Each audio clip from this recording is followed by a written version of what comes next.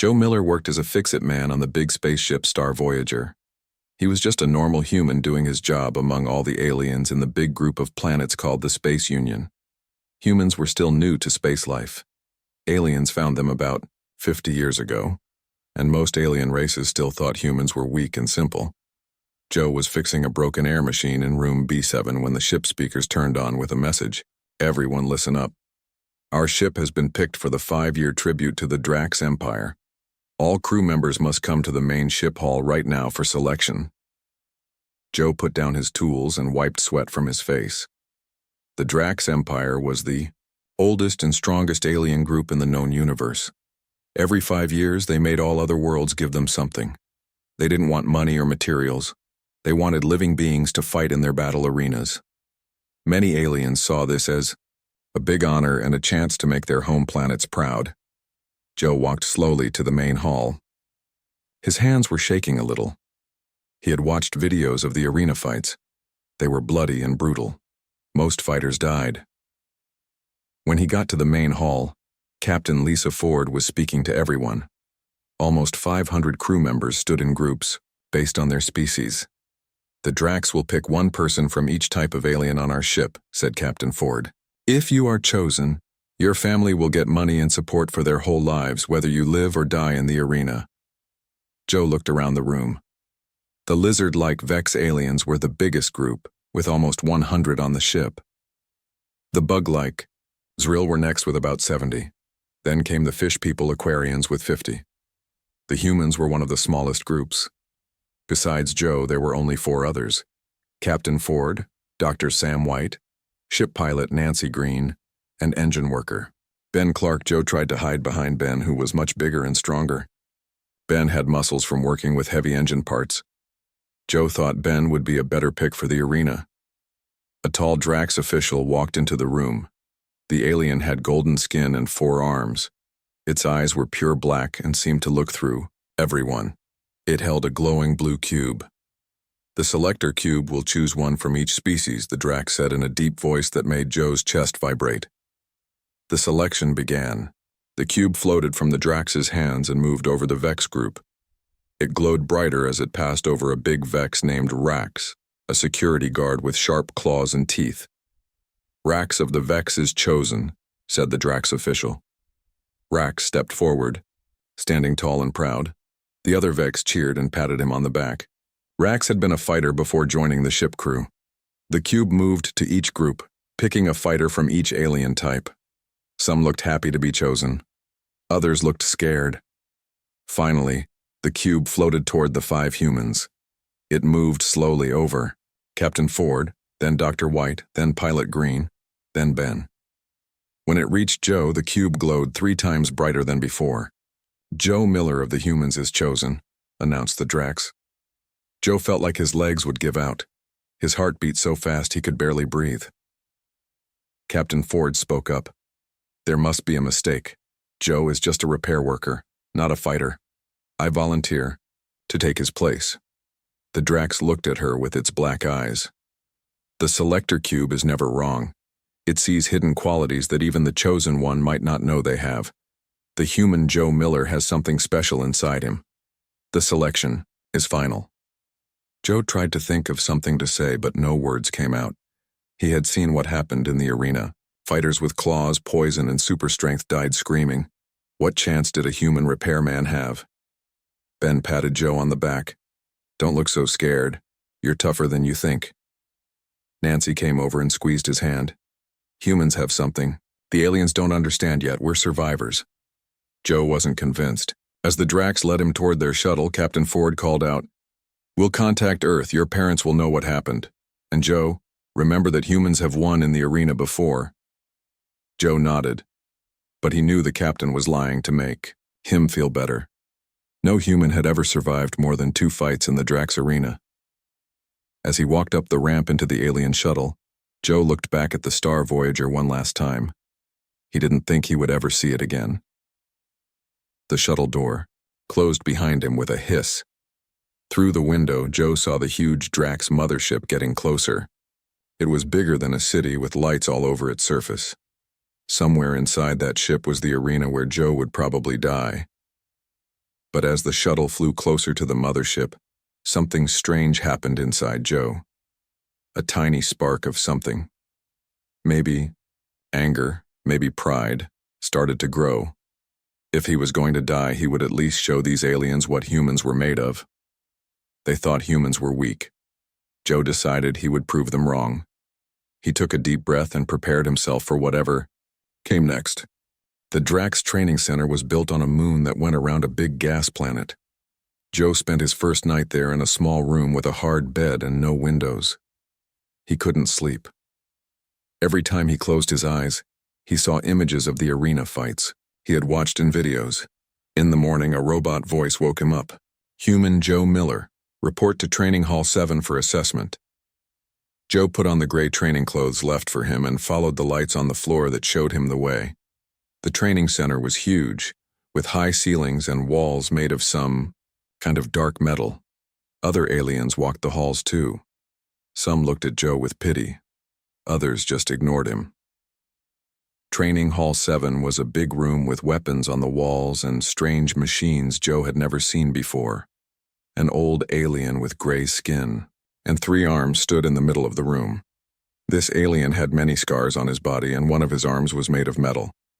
I am Crod, the alien said in a rough voice. I will be your trainer. I won 100 fights in the arena many years ago. Now I train new fighters. Joe nodded. Nice to meet you. Before he could finish, Crod threw a metal ball at him. Joe caught it by reflex. The ball was very heavy and Joe almost dropped it. Good catch, said Crod. At least your reflexes work. Crod walked around Joe, looking at him closely. Humans, so soft, no claws, no fangs, no armor. How do you even survive? Joe didn't know what to say. Compared to the other aliens chosen for the arena, he was nothing special. He had seen Rax, the lizard-like Vex from his ship, training in another hall. Rax could tear metal with his claws. Another alien could spit acid. One could make electricity from its skin. What can you do, human?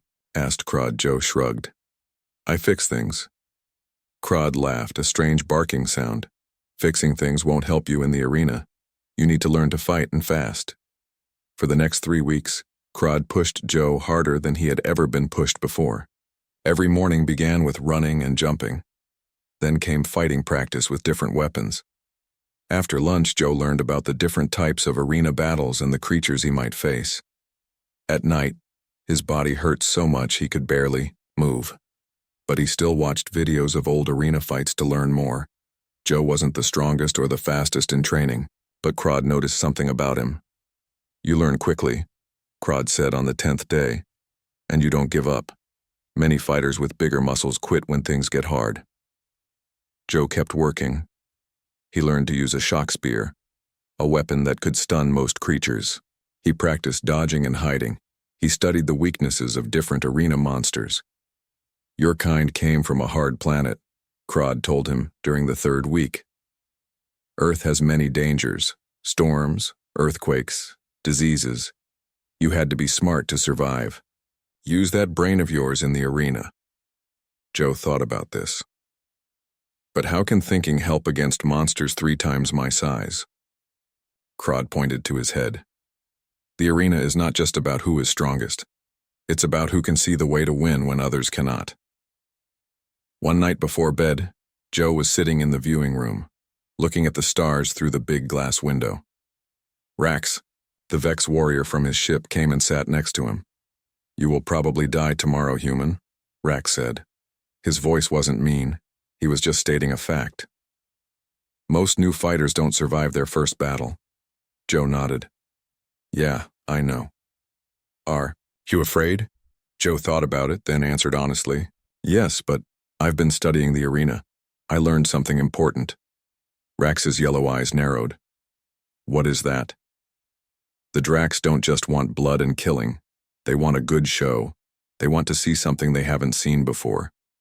Joe looked at his hands. They were stronger now, with calluses from the training weapons. I may die tomorrow, but I'm going to make sure they remember me. Rax looked at Joe for a long time. Then he did something surprising. He touched his claw to his chest in a sign of respect. Perhaps you understand more than I thought, human. As Joe walked back to his room that night, He thought about his chances. They weren't good. But he had a plan. He would use his human strengths, his brain, his ability to adapt, his determination. The aliens thought humans were weak. Joe would show them how wrong they were. In his room, he found a package on his bed. Inside was a simple black suit of light armor and a note from Crod. "This is all I can give you. Use your wits for the rest." Joe put on the armor. It fit perfectly and was lighter than he expected. There was a slot on the belt for a weapon, but no weapon was included. Fighters would get their weapons in the arena. He looked at himself in the small mirror on the wall. He didn't look like a warrior from a video game or movie. He looked like what he was.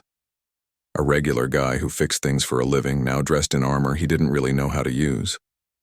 But something in his eyes had changed during the weeks of training. There was a hardness there that hadn't been there before. Joe laid down on his bed and tried to sleep. Tomorrow was his first arena battle. According to the schedule, he would face something called a Grath Beast. Crod had shown him pictures, a 6-legged monster with sharp teeth and armored skin. The beast had killed 12 fighters in the past. As Joe drifted off to sleep, he went over his plan again and again. He didn't need to be the strongest. He just needed to be smart, to see what others didn't see. Just before he fell asleep, Joe remembered something his father used to say: "When you can't win by force, win by thinking differently." Tomorrow he would think differently. Tomorrow he would show the Drax Empire what humans could do, and maybe, just maybe, he would live to fight another day. The day of Joe's first arena fight arrived. He woke up early, his stomach tight with worry. He ate a small breakfast and did some light stretches like Crod had taught him. As he was finishing, a guard came to his door. "Human, it's time." Joe followed the guard through long hallways until they reached a big metal door. Beyond it was a small room with another door on the far side. The guard handed Joe a simple weapon, a knife with a blade that hummed with energy. "This is your weapon," the guard said. "The outer door will open in 2 minutes." The guard left and Joe was alone. He tested the knife. It could cut through things easily, but it was very short. Not much help against a big monster, but it was better than nothing. A voice boomed from speakers above. "Welcome to the 5-year Drax Empire Games. Today, 20 fighters will face the terrible Grath Beast in the Rock Arena." Joe heard a roar from beyond the outer door. It must be the crowd. The Drax Empire citizens loved watching these fights. There were probably thousands of them out there, waiting to see blood. "The Grath Beast has killed more than 15 fighters in past games," the voice continued. "It is fast, strong, and very hungry. Only the smartest or strongest fighters will survive." A red light above the outer door began to blink. Joe took a deep breath. He remembered his plan. It wasn't about winning in the normal way. It was about thinking differently. The red light turned green. The outer door slid open. Joe stepped out, into bright sunlight. The arena was huge, bigger than 5 football fields put together. It looked like a rocky desert with tall stone columns and big boulders everywhere. Far away, Joe could see other doors opening. Other fighters were entering the arena too. Some ran to hide right away. Others, like Rax, moved toward the middle with their weapons ready. Joe chose a different path. He began to climb. All his life, Joe had been good at climbing. As a kid, he climbed trees. As a ship repair worker, he climbed through tight spaces and up maintenance ladders. Now he climbed a tall stone column in the arena. The rock was rough and gave him good handholds. In 3 minutes, Joe was 30 feet up, sitting on top of a wide stone column. From here, he could see the whole arena. In the middle, a big round door began to open. From the dark hole came the Grath Beast. It was even more terrible than the pictures Joe had studied. It had 6 legs, each ending in sharp claws. Its skin looked like rock armor. It had 3 rows of teeth in its big mouth, and small eyes that moved in different directions looking for prey. The crowd roared when they saw the beast. The monster charged toward the closest fighter, a blue-skinned alien with 4 arms. The fight was quick and bloody. The blue alien tried to stab the Grath Beast with a spear, but the monster was too fast. It grabbed the fighter with its front legs and bit down. The alien's scream stopped suddenly. Joe watched carefully. He noticed things about how the beast moved and attacked. It had patterns. It always turned left after a kill. It used its front legs to grab and its back legs to balance. Its eyes worked well for things that moved, but it didn't seem to see still objects very well. For 2 hours, the Grath beast hunted fighters across the arena. Some fought bravely. Others ran and hid. Rax managed to hurt one of the beast's legs before running away. By midday, 5 fighters were dead and several more were hurt. From his high spot, Joe kept watching and learning. The beast had another weakness. It got tired after running for a long time. And it didn't look up very often. Maybe its neck couldn't bend that way, or maybe things above it were not normally a threat where it came from.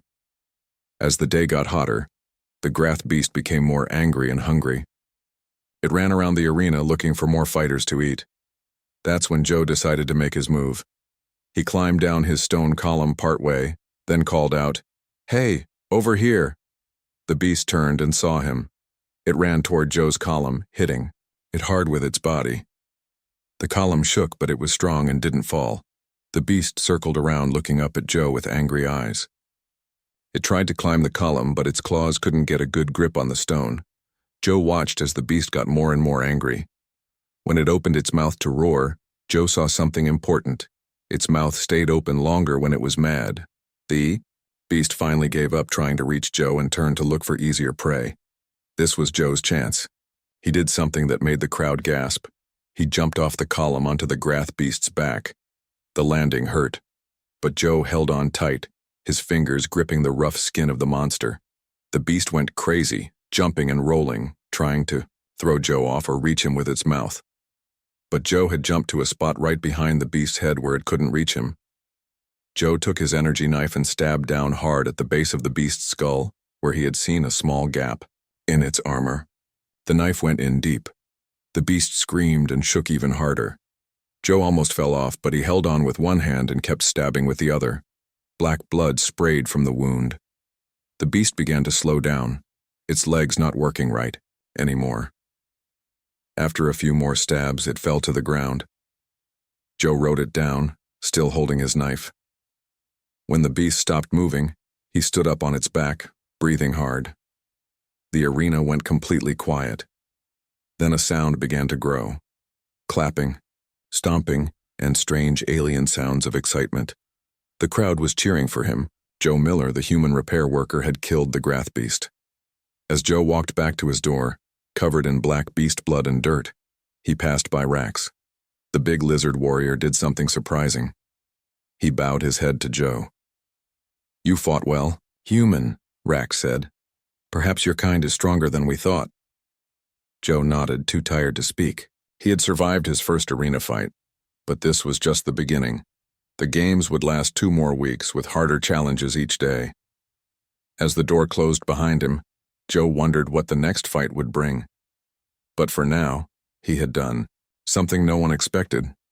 He had shown the Drax Empire and himself what humans were really made of. News of Joe's victory spread fast. The other fighters talked about the human who killed the Grath beast. Even the Drax guards looked at him differently. Joe became famous overnight. Crod visited Joe in his room after the fight. The old trainer brought medicine for Joe's cuts and bruises. "You did well," Crod said as he put healing gel on a deep scratch on Joe's arm. "Most fighters try to attack head-on and die. You watched. You learned. You struck at the right time." Joe winced as the gel stung his wound. "I was scared the whole time." "Fear is good if you use it right," Crod said. "It keeps you sharp. The ones who aren't afraid die first." The next morning, Joe was called to the second challenge. This time he would face tiny bugs called Zith that hunted in groups. These bugs were each the size of a mouse, but they attacked in groups of hundreds. Their bites were poisonous, and they could eat a fighter alive in minutes. Joe entered the arena, which now looked like a rocky area with hot steam coming from cracks in the ground. He remembered reading about the Zith in the training room. They hated heat, but they loved the smell of blood. When the Zith were released, most fighters ran or tried to fight the swarm. Joe did something different. He cut his finger with his knife, letting a few drops of blood fall on a rock. Then he picked up the rock and threw it into a crack where hot steam was shooting up. The Zith followed the smell of blood and fell into the hot crack. Hundreds of them died in the steam. The crowd went wild, cheering for Joe's smart trick. He didn't have to fight at all. In his third challenge, Joe had to fight against two other fighters, Rax and a tall, four-armed fighter named Zeal. The Drax wanted them to fight until only one was left alive. But Joe had a different idea. When the fight began, Joe didn't attack. Instead, he talked to Rax and Zeal. "Why should we kill each other for their fun?" he asked. "If we work together, we can all survive until the time runs out." At first, Rax and Zeal didn't trust him, but after Joe saved Zeal from a trap in the arena, they began to listen. By the end of the match, all three fighters stood together, refusing to fight each other. The time ran out with no deaths. The Drax had never seen fighters refuse to fight before. Some in the crowd were angry, but others were excited by this new thing. The Drax leaders let all three fighters live, calling it an interesting change in the games. By the seventh day, Joe had survived 5 challenges. Other fighters began to ask him for advice before their fights. Even aliens who had laughed at humans before now showed respect to Joe. For the final challenge of the games, the Drax King himself ordered a special fight. Joe would face the most feared beast in the arena, the Death Wolf, a monster that had never been defeated in 3 sets of games. The arena was changed to look like a thick forest with tall trees and dark shadows. Joe entered alone with only his energy knife and a small bag of things he asked for: some rope, a water bottle, and matches. The Death Wolf was everything the stories said: 8 feet tall with black fur, long claws, and teeth like knives. It moved through the forest like a shadow, making no sound even when stepping on dry leaves. For hours, Joe stayed away from the wolf. He set traps with the rope, watching how the animal moved. The wolf was smart. It avoided the traps and kept chasing, Joe driving him toward the center of the arena. Finally, Joe had nowhere left to run. He stood in a small clearing, facing the Death Wolf. The huge beast circled him, its yellow eyes never blinking. Then Joe did something that shocked everyone watching. He put down his knife. The crowd gasped. The Death Wolf stopped, confused by prey that wasn't running or fighting. "I know what you are," Joe said quietly to the beast. "You're like me. They put you in here to fight and die for their entertainment, but we don't have to play their game." Joe slowly took out his water bottle. He poured some water into his hand and held it out. The Death Wolf sniffed the air, still watching Joe carefully. "Neither of us asked to be here," Joe continued. "But we can choose what we do now." The wolf came closer, step by step. Joe stayed still, hand extended. The wolf sniffed his hand, then licked the water from it. Something passed between man and beast in that moment, a kind of understanding. The wolf backed away, but it didn't attack. Then it did something no arena beast had ever done before. It sat down and lowered its head. The crowd went completely silent. The Death Wolf, the most feared killer in the arena, had chosen not to attack. The Drax King himself stood up from his seat. "What magic is this, human?" His voice boomed through the arena. Joe looked up at the king. "Not magic, just respect. This animal and I both know we're being used for your entertainment. We both choose not to play that game anymore." The other fighters watching from their rooms saw what happened. By the next morning, they had made a plan together. When the final day of fights began, not one fighter entered the arena. They all stood at their doors, refusing to fight. The Drax King came down to the arena floor, his guards around him. He faced Joe, who stood at his door. "You break hundreds of years of our game's tradition, human," the king said. Joe met the king's eyes without fear. "Your tradition is built on pain and death. We choose a different way." "And what way is that?" asked the king. "Working together, understanding each other, finding strength in peace, not just in fighting." The Drax King looked at Joe for a long time. Then he looked at all the other fighters standing at their doors. "In all my long life, I have never seen beasts refuse to attack, or fighters stand together instead of fighting each other. Maybe it's time for new traditions," Joe suggested. What happened next changed everything between the Drax Empire and all the other worlds. The king ended the death fights in the arena.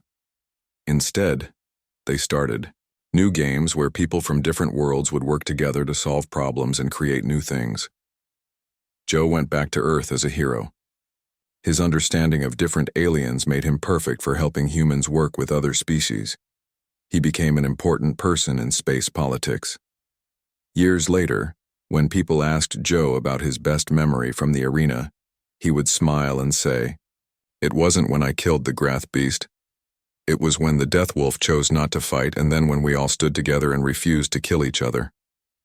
That was the real victory." And on many planets across space, parents tell their children the story of the human who stood alone in the arena, and how even the fiercest beasts bowed to him not because of his strength, but because of his heart. The end.